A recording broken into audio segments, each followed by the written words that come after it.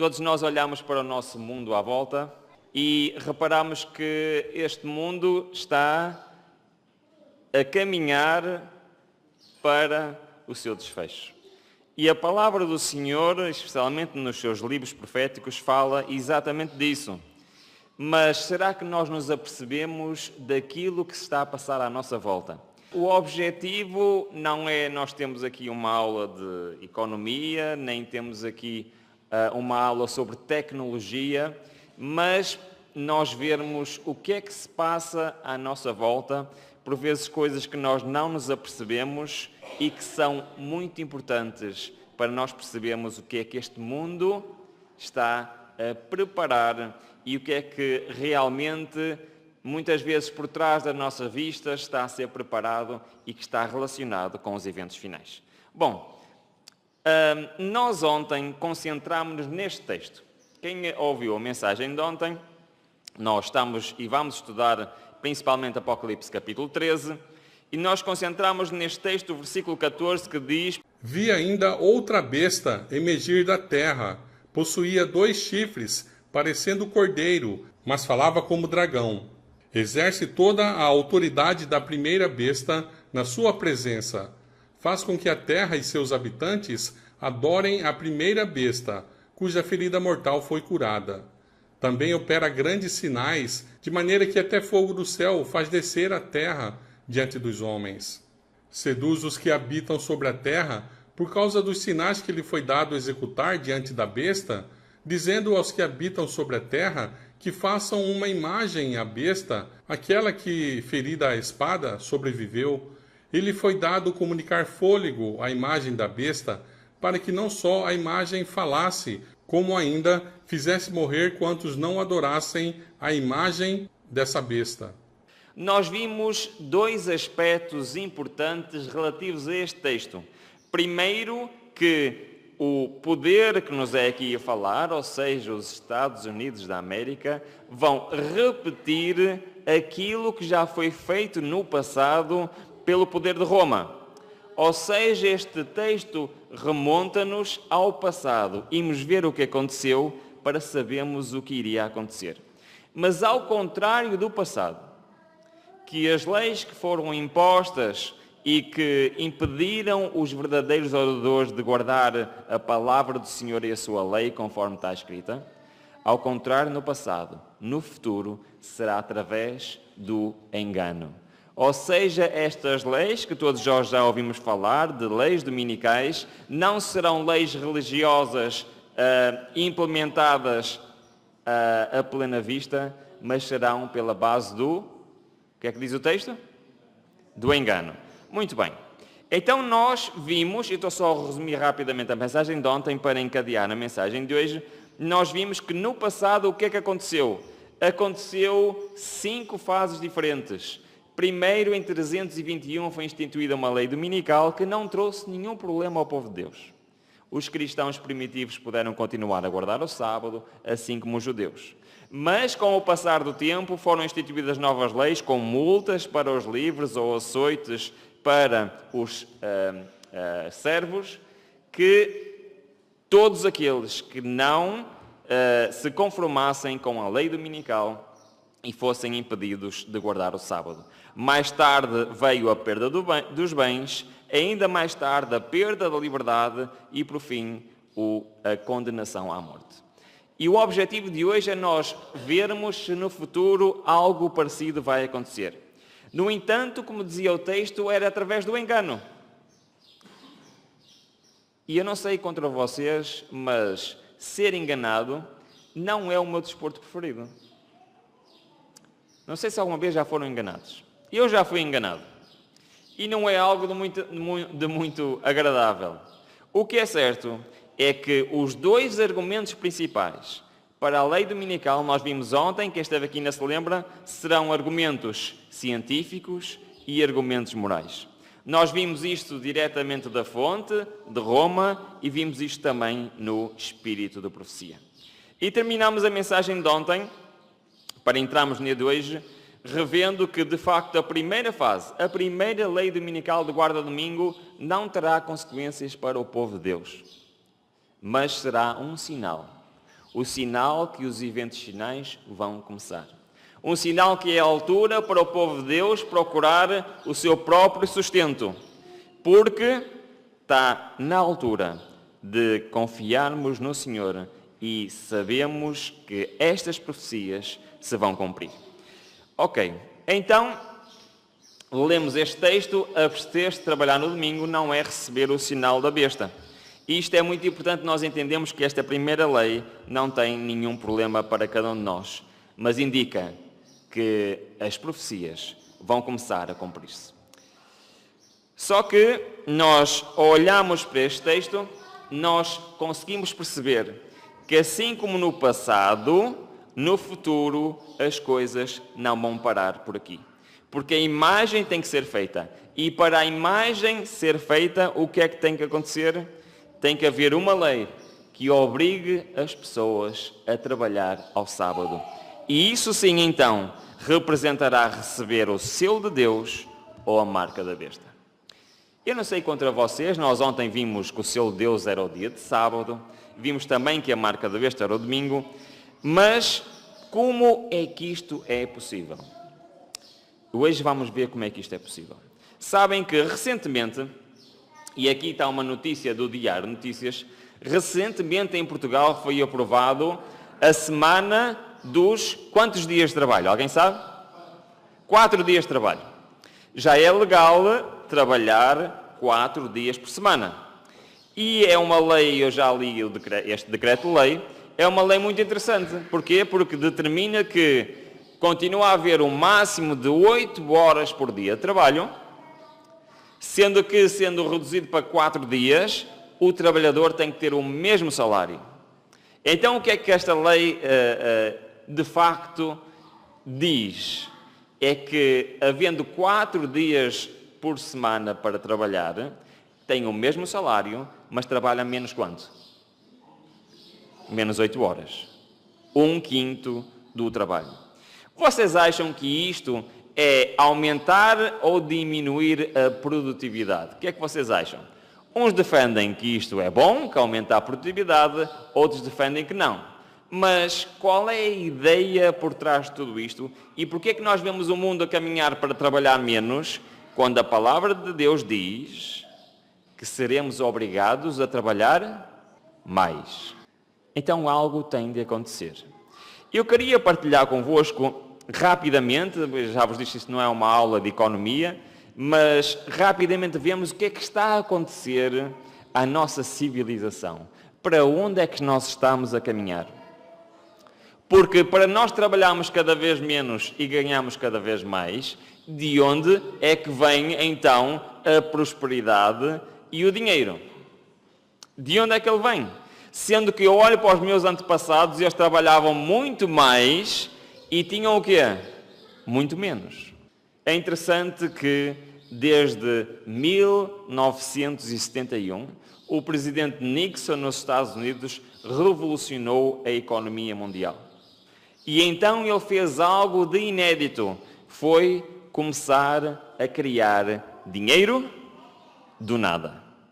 Transformou o sistema monetário em um sistema fiduciário. O que é que isto quer dizer? Baseado na confiança e não em dinheiro real. E então, sempre que precisam de mais dinheiro, o que é que eles fazem? Imprimem mais dinheiro. Isto é um sistema que foi criado, que é de criar dinheiro através de uma promessa de uma dívida. E com certeza já todos ouviram falar que existe um plano dos governos no mundo ocidental de ter um déficit baixo, um déficit de 2%, é o que falam nas notícias. Já ouviram falar disso? Já? Muito bem. Alguma vez se perguntaram o que é que isto quer dizer? Sabem o que é o déficit? Imaginem, eu ganho 1.000 euros por mês e decido gastar todos os meses 1.100 euros. Isso é um déficit. Então o que é que acham que vai acontecer à minha vida se eu continuar todos os meses a gastar mais do que o que eu ganho? Tenho um futuro brilhante à frente ou não? O que é que vocês acham? Não. Mas isto é o plano dos nossos governos atualmente. É ter um déficit baixo, mas o que é que acontece ao longo dos anos? O que é que acontece à dívida? Ela vai sendo maior ou mais pequena? Maior. Vou partilhar convosco a maior economia do mundo, os Estados Unidos. Em 1980, a dívida dos Estados Unidos era de 918 bilhões de dólares, segundo a nomenclatura dos Estados Unidos. Ou seja, quase 1 trilhão. 1980. Passado 20 anos, se o país tem déficit, acham que é maior ou mais pequeno? É maior. Passado 20 anos, no ano 2000, isto queria dizer que a dívida deste país era de 5,6 trilhões de dólares. Se repararem, do lado direito tem ali um número que diz Debt per Taxpayer. O que é que isso quer dizer? Sabem que a dívida do país é de quem? Alguém sabe quem é? É dos contribuintes. 1980, aquela dívida representava que cada contribuinte americano devia 12 mil dólares. 20 anos depois, deviam 54 mil dólares. Vamos para números deste ano, ainda antes do aumento do teto da dívida. Não sei se sabem, penso que há 2 semanas atrás, eles atingiram o máximo de dívida, tiveram que aumentar, o Senado votou a lei para aumentar. Mas ainda antes disso, a dívida dos Estados Unidos, penso que tenho por aqui a data, portanto será no início deste ano, era de quanto? 31 trilhões de dólares. Isto significa que cada contribuinte americano deve, provavelmente muitos nem sabem, deve quanto? 247 mil dólares. Só que a única dívida das pessoas não é o que o governo deve. Porque existe também o quê? A dívida empresarial e pessoal. Então, portanto, estes são os dados oficiais dos Estados Unidos, a dívida total dos contribuintes americanos é de 172 trilhões de dólares, se juntarmos a dívida das pessoas mais a dívida das empresas. Isto significa que cada contribuinte americano, na realidade, não sabe, mas deve 1,2 milhões de dólares. No entanto, a cada dia, este valor aumenta. Neste momento, a dívida deste país é o seu 4º maior encargo. E quando falo dívida, falo de juros. Já estão a imaginar a vossa 4ª maior despesa ser juros? É o que acontece com os Estados Unidos.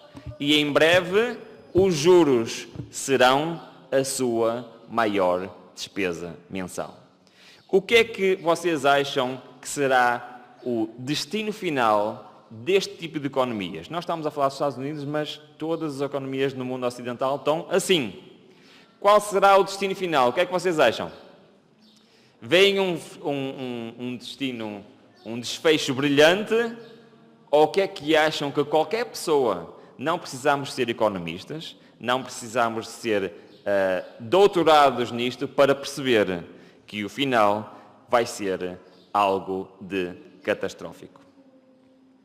Aliás, Ellen White diz o seguinte: quando nossa nação, os Estados Unidos, em suas assembleias legislativas, promulgar leis que restringam a consciência das pessoas quanto aos seus privilégios religiosos, impondo a observância do domingo e exercendo poder opressor contra os que guardam o sábado, o 7º dia, a lei de Deus será para todos os efeitos invalidada em nosso país. E reparem bem no que diz. Esta apostasia nacional resultará em quê? Em ruína nacional. As profecias já dizem aquilo que todos nós constatamos que vai acontecer. E eu queria chamar a atenção que este país foi chamado por Deus para ser o bastião da liberdade, quer da liberdade civil, quer da liberdade religiosa.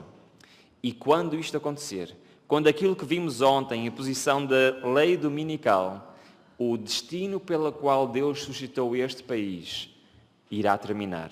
E isso irá resultar em ruína nacional. Mas esta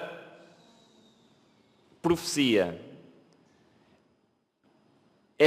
nos mostra que o futuro da economia deste mundo, sim, porque indo à ruína desta maior economia representa a ruína financeira e o fim do nosso sistema financeiro.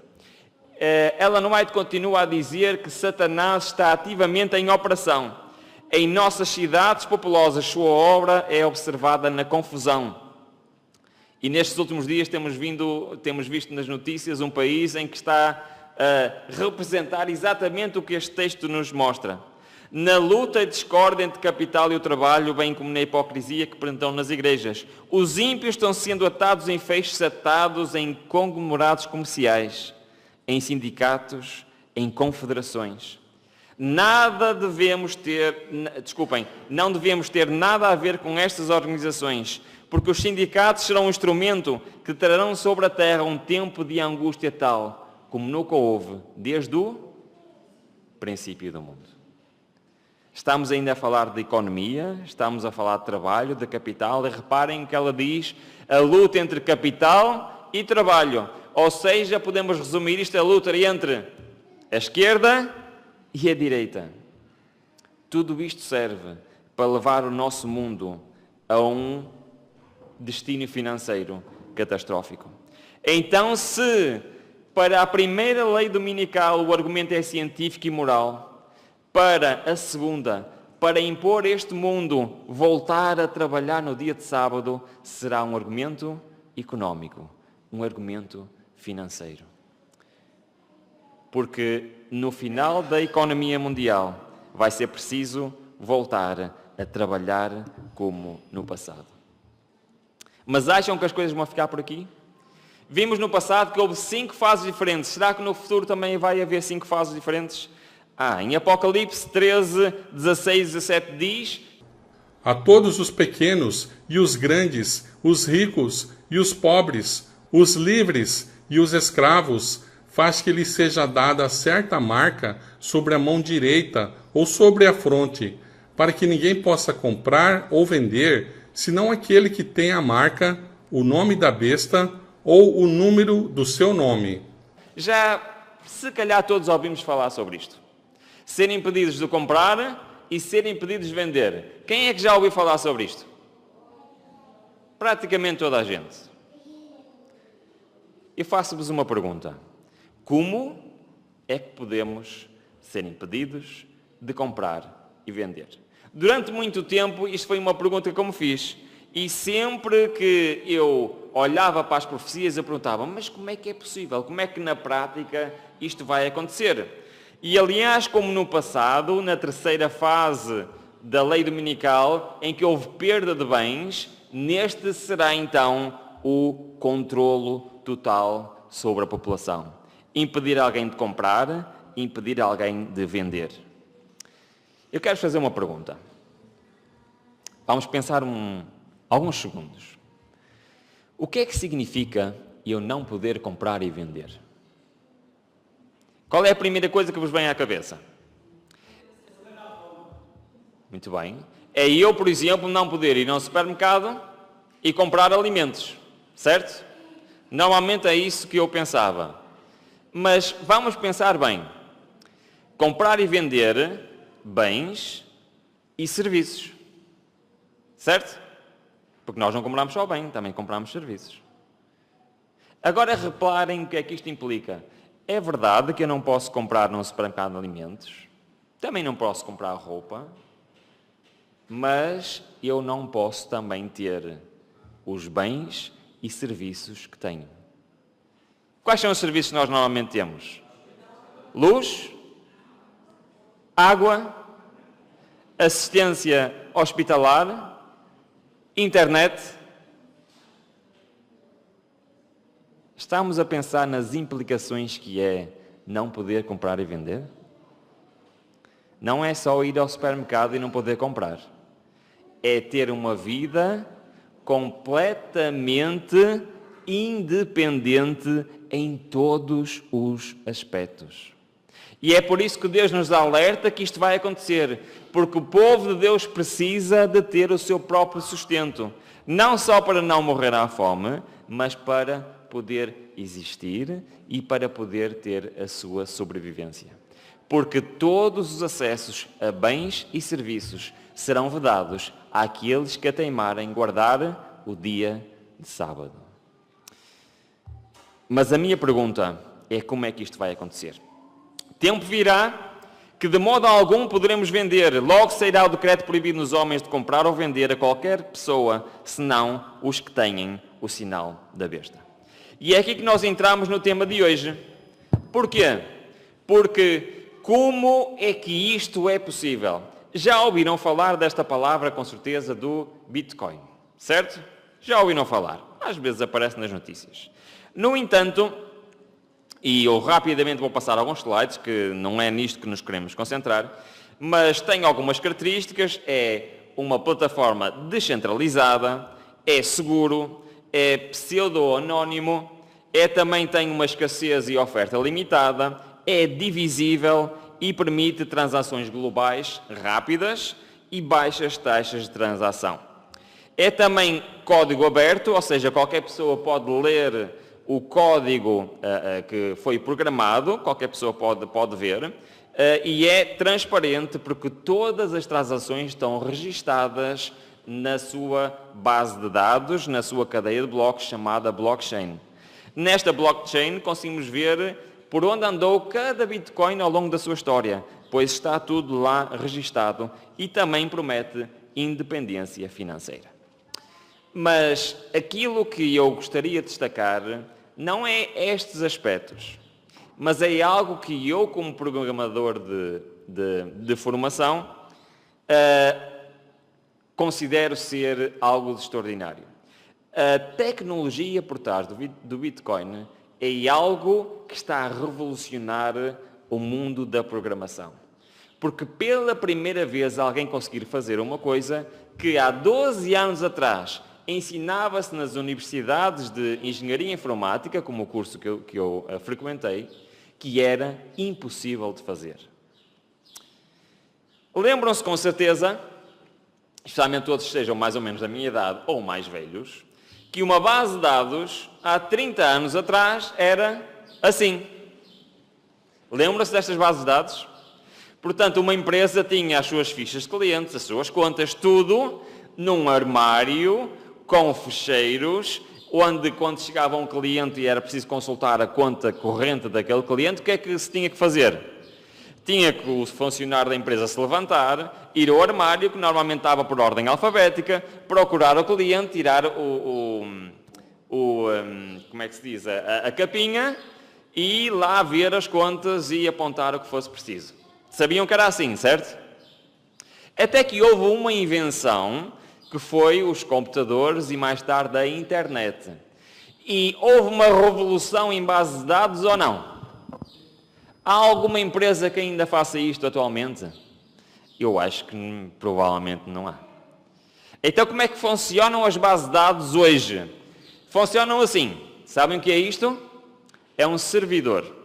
Algures existe um servidor que está a alojar onde estão os dados das empresas, os nossos dados pessoais, os nossos e-mails, etc.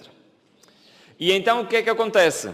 Eu, na minha empresa, quando preciso passar uma fatura, ou quando preciso de consultar a conta de um cliente, eu tenho no meu computador um programa que me permite aceder aonde? À base de dados. Certo? Esta base de dados está fisicamente em um computador, algures, que eu não sei onde é que ele está. Mas está fisicamente lá.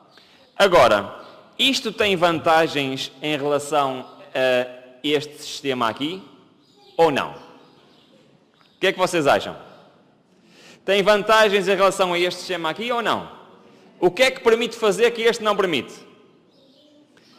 Permite eu estar no Brasil, como estive estes dias, e conseguir trabalhar da mesma forma como se estivesse aqui. Consigo consultar os clientes, consigo ver as faturas, tudo igual. Porquê? Porque está disponível pela Internet.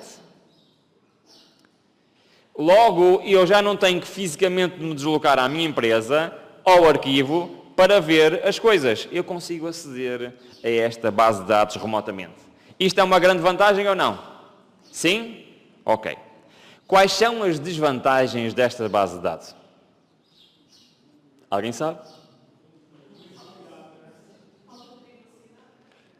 Por exemplo, há alguns anos atrás, já foi há mais que 2 anos, um dos meus sites de venda ao público, houve um hacker, um pirata informático, que na Argentina conseguiu mudar o código do meu website e redirecionar o canal de pagamentos para a conta dele em vez de para mim. Felizmente reparámos a tempo e corrigimos e retiramos aquele código malicioso. Mas o que é que acontece? Sendo estas bases de dados, alguém pode fisicamente ou remotamente corromper os dados. Também há outro problema, que é, se acontece uma avaria ou um incêndio e destrói aquele servidor, o que é que acontece aos meus dados? O que é que acontece? Já foram. Então o sonho dos programadores, o sonho era ter aquilo que se chama em programação uma base de dados distribuída. Ou seja, a base de dados não estar fisicamente apenas num sítio, mas estar distribuída por toda a rede ou pelos utilizadores. Isto era um sonho, mas era um sonho que se ensinava nas universidades que era impossível. Eu vou-vos dar um exemplo, para perceberem. Era assim que se explicava nas universidades até há pouco mais de 10 anos atrás. Para os alunos perceberem que isto era impossível, eles explicavam assim: imaginem que temos 6 exércitos prontos a atacar uma cidade fortificada. Estes 6 exércitos estão dispersos pelos vales à volta da cidade e não têm comunicação uns com os outros. E têm que atacar todos em simultâneo, ou então não podem conseguir destruir aquela cidade, conquistar aquela cidade. Então temos aqui um problema de comunicação.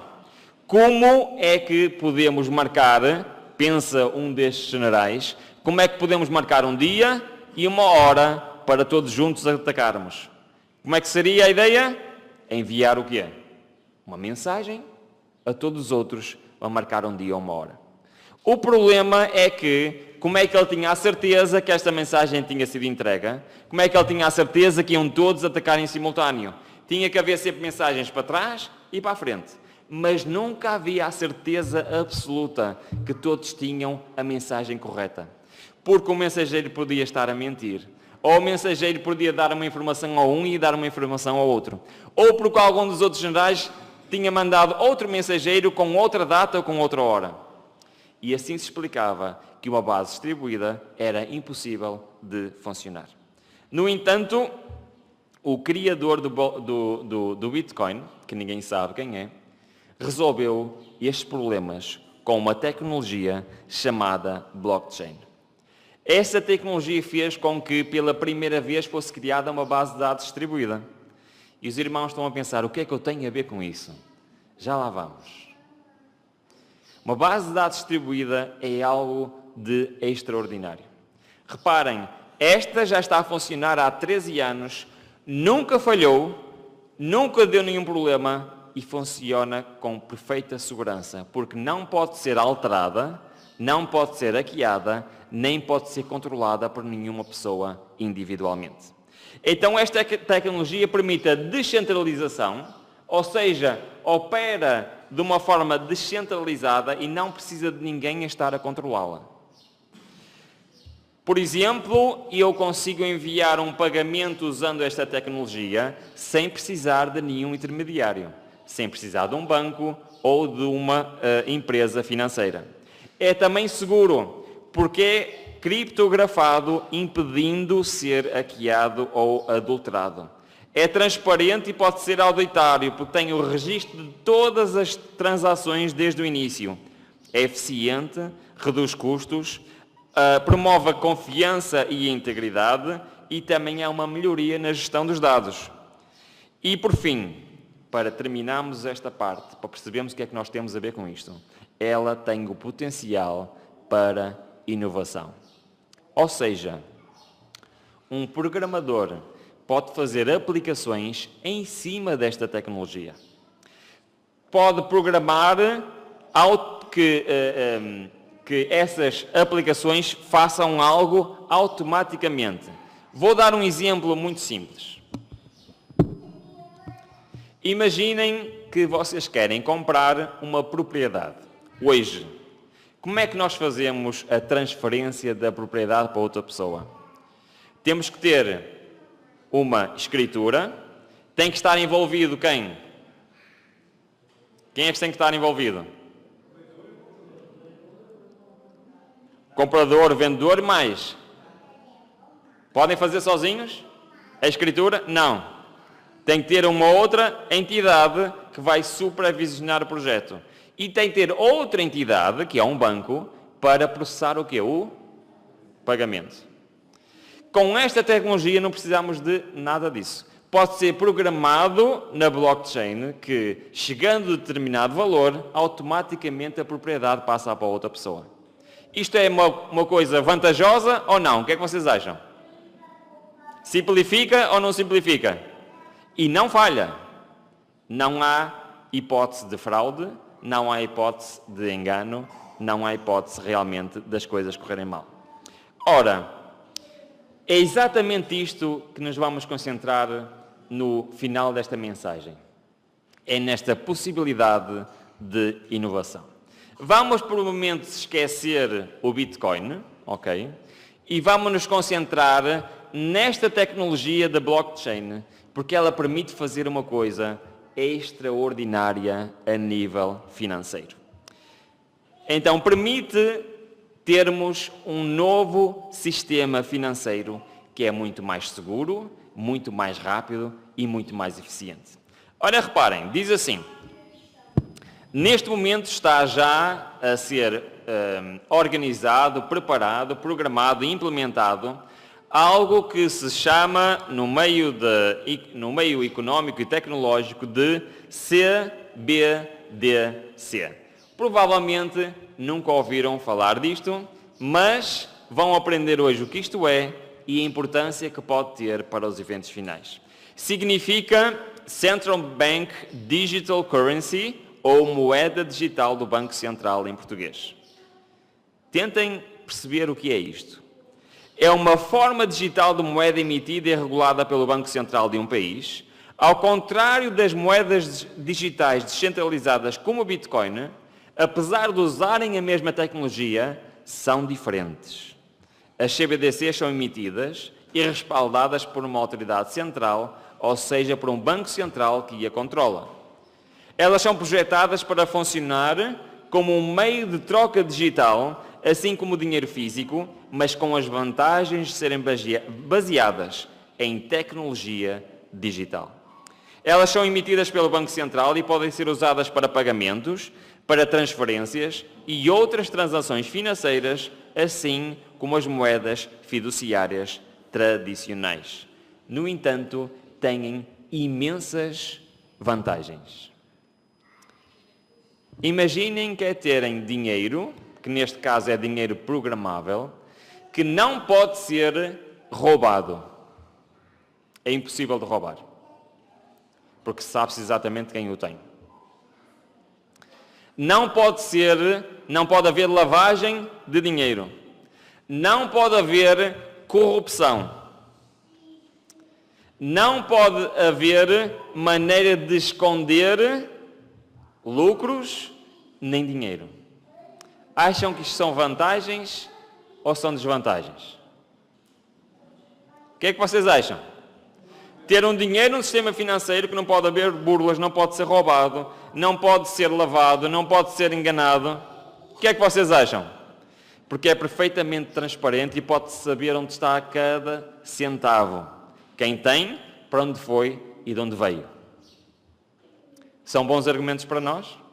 Agora imaginem, como acabámos de ver no início da mensagem, uma crise financeira tal que as pessoas vão querer um novo sistema financeiro que não possa acontecer o que aconteceu no passado. Vamos continuar a ler. A introdução deste CBDC tem potencial a trazer benefícios, como aprimorar a eficiência das transações financeiras, reduzir custos, facilitar pagamentos transfronteiriços e promover a inclusão financeira. Além disso, podem permitir um melhor monitoramento e controle das transações financeiras por parte do Banco Central. Estamos a falar de quê?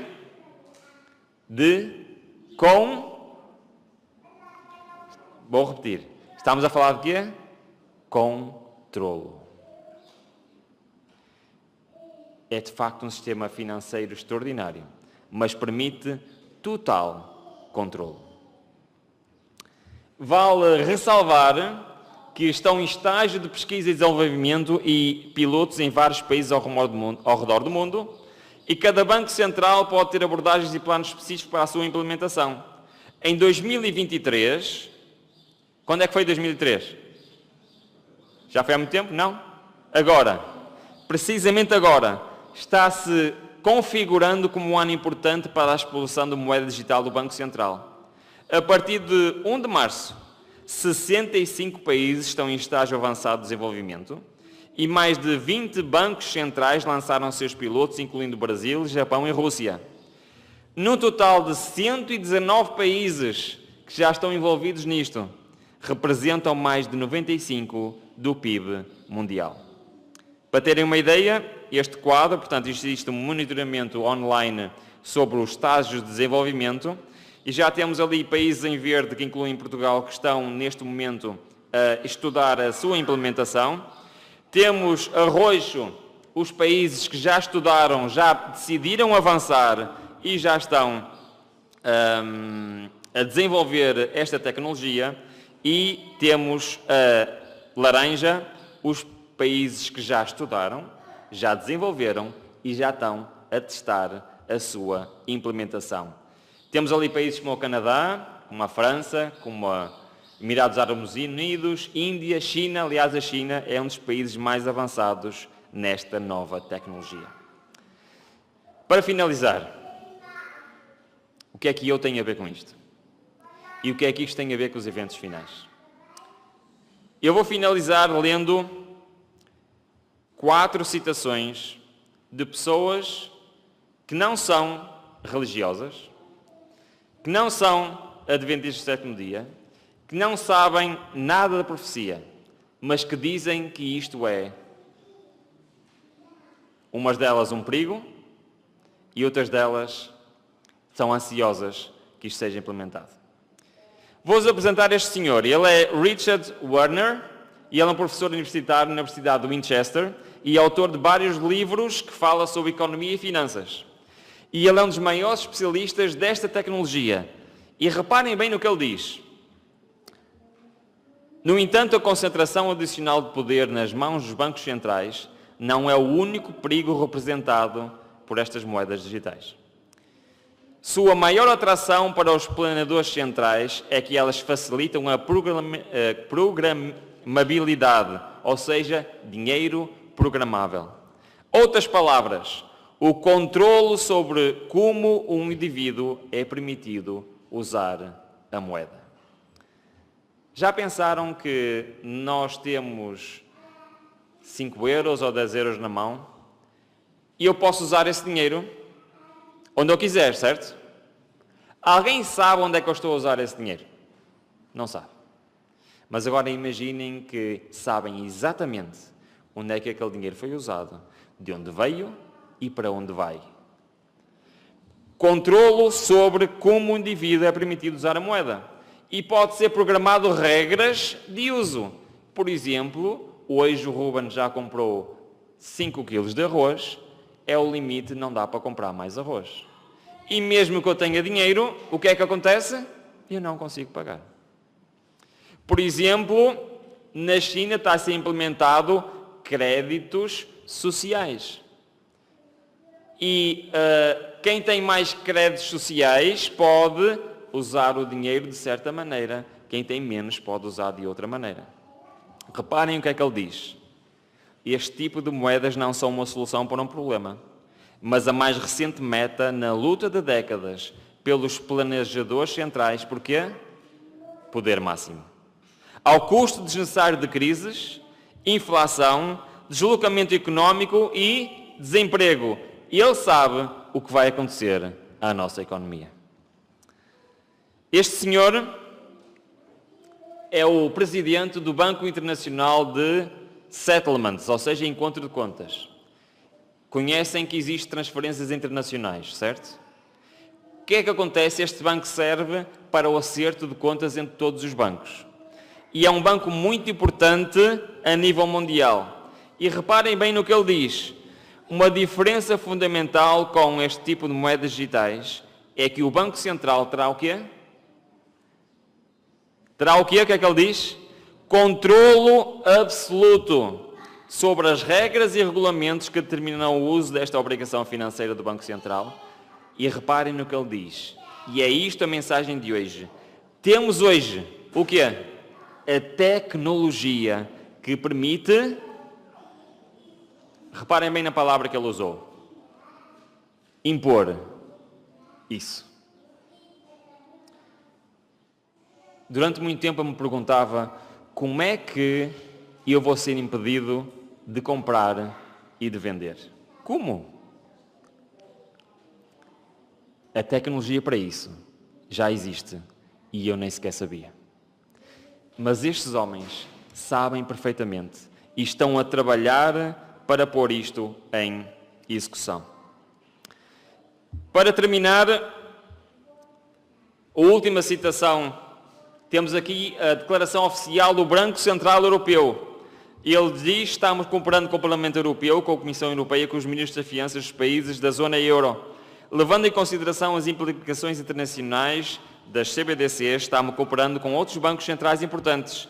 Em outubro de 2021, ou seja, apenas há 2 anos atrás, lançámos uma fase de investigação de 2 anos para definir as características do design da moeda digital. No final daqui a 10 anos. Não, no final deste ano. Podemos decidir iniciar uma fase de realização para desenvolver e testar as soluções técnicas apropriadas e os arranjos comerciais necessários para fornecer um euro digital que pode levar 3 anos. A tecnologia está pronta e a tecnologia está a ser implementada. Nós não sabemos exatamente como é que as coisas vão acontecer, se é exatamente assim ou não.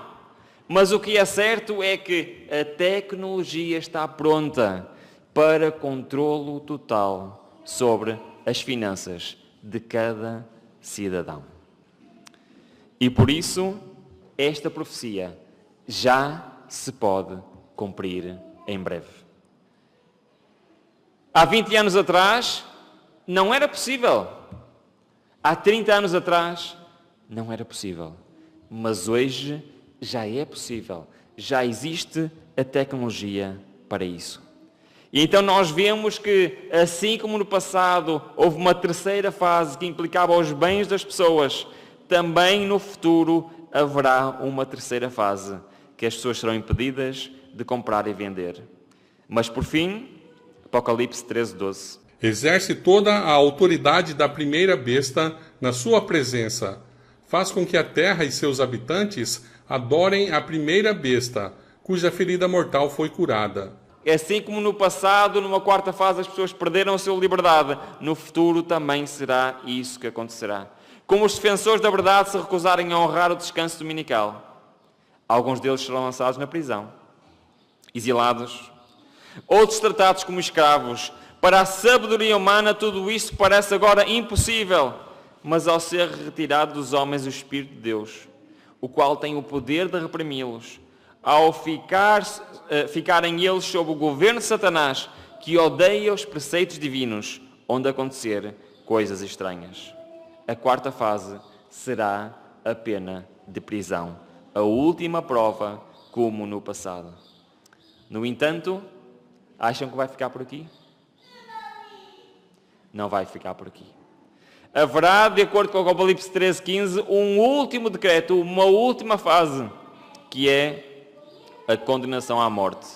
Ou seja, tudo o que aconteceu no passado vai acontecer no futuro. Mas lembram-se da promessa que vimos ontem? Qual foi a promessa que vimos ontem? Que os filhos de Deus, os escolhidos, aqueles que, diz o texto, se possível fora, enganaria até os... Esses não vão ser enganados. Sabem porquê que eles não vão ser enganados? Porque eles sabem quais são os argumentos que vão ser utilizados. Sabem exatamente o que vai acontecer. E sabem que se têm de preparar. Irmãos, a mensagem de hoje não é uma mensagem para termos medo do futuro. A mensagem de hoje é uma mensagem para nos alertar que as profecias estão-se a cumprir. Que tudo está pronto para os eventos finais. Satanás está ativamente fazendo a sua parte. A pergunta que eu quero deixar para cada um de nós hoje é: será que eu estou a fazer a minha parte? Será que eu hoje estou pronto para aquilo que preste está para acontecer a este mundo? Será que eu estou a pensar que estas profecias não são apenas algo que está escrito há 2000 anos na palavra de Deus, mas que realmente vai acontecer? Estás tu pronto? Fazes parte daquele grupo dos escolhidos que vai permanecer em pé durante esta altura? Vimos ontem em Apocalipse 7 que serão como as árvores que no meio da aflição, no meio da tormenta, permanecerão em pé. Não pelas suas forças, mas porquê? Pelas forças do Senhor. Estamos hoje a buscar ao Senhor e a nos preparar para aquilo que a Bíblia claramente diz que vai acontecer. Ao longo destes próximos dias, vamos nos focar exatamente neste assunto. Ao ver o desenrolar dos eventos finais, pensarmos se eu estou preparado para o que vai acontecer. Entreguemos a nossa vida ao Senhor hoje. Colocamos a nossa vida nas suas mãos hoje. Porque só aqueles que forem dirigidos por Deus estarão prontos para as cenas finais da história deste mundo. Que o Senhor nos possa abençoar. Amém.